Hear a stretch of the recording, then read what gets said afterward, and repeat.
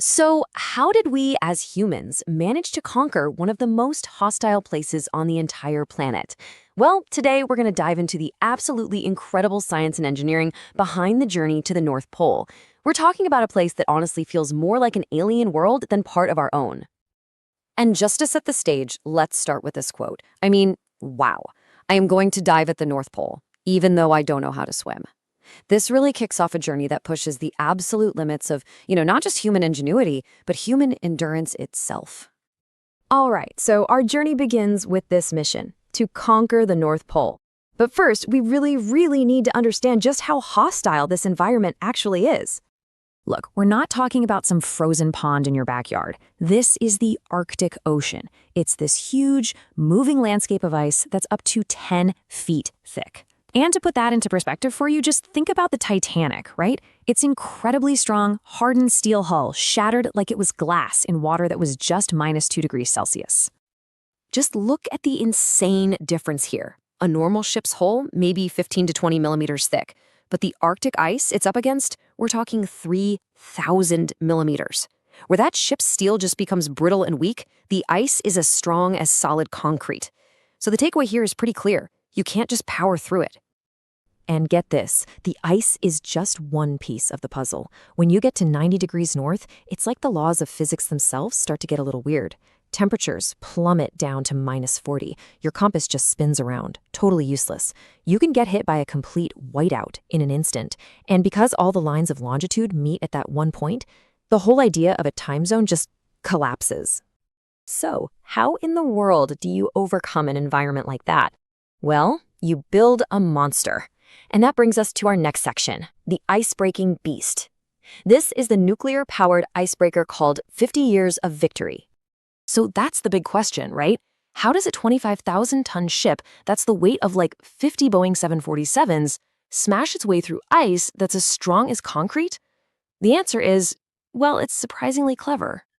So instead of fighting the ice head-on, it uses science to trick the ice into breaking itself. The whole process is just genius. First, it's got this unique, kind of spoon-shaped bow that lets it literally climb up on top of the ice. Then, it uses its enormous weight, all 25,000 tons of it, and focuses it on one single point. And the result? The ice just shatters from all that pressure from above like a giant hammer hitting an anvil. It basically turns gravity into a weapon.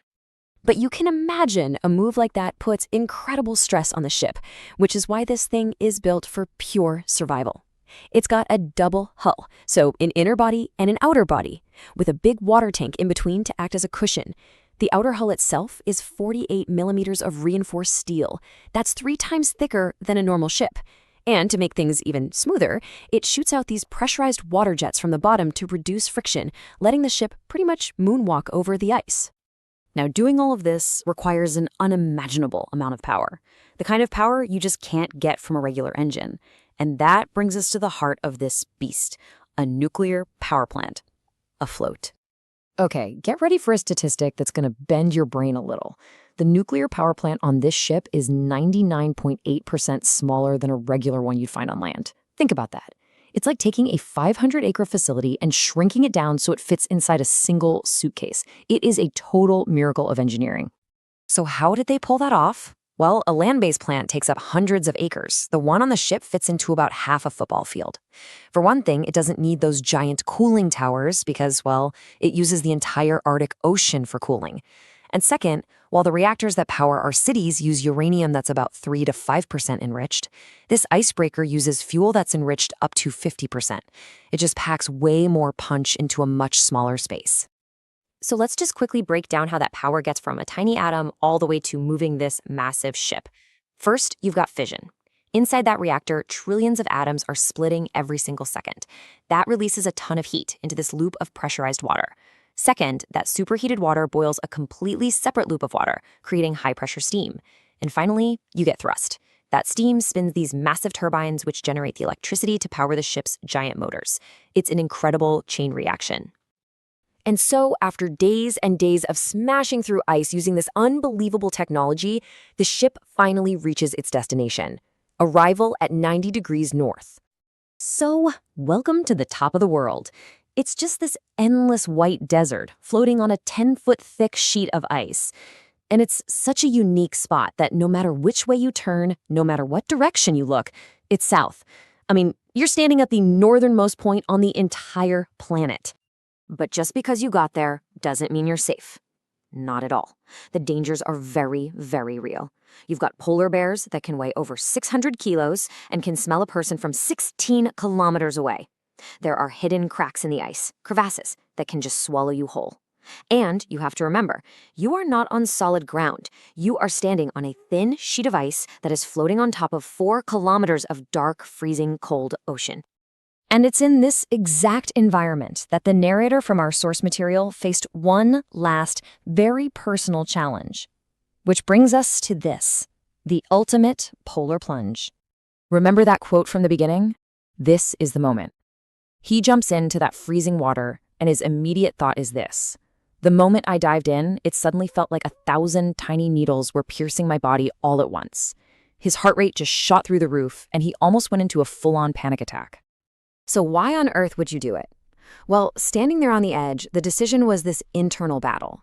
On one side, you've got the primal fear of drowning in ice water. On the other, the fear of, being embarrassed in front of everybody. But overriding both of those was a conscious decision, the choice to grow. And that moment just crystallized the entire lesson of this journey. As he puts it, real mental growth always lies outside the so-called safe zone. By facing that challenge head on, even with the risk of failing, that's how courage actually grows. And what's really fascinating is what happened after the dive. Later that night, back on the ship, he suddenly felt incredibly warm, even though he was still in the Arctic. And this is a scientific principle called homeostasis. His body was so shocked by that extreme cold that it kicked itself into overdrive. It activated his brown fat, it spiked his metabolism, all to generate internal heat. It was this powerful, natural, adaptive response. When you think about it, this whole story is about adaptation. On one hand, you've got the polar bear.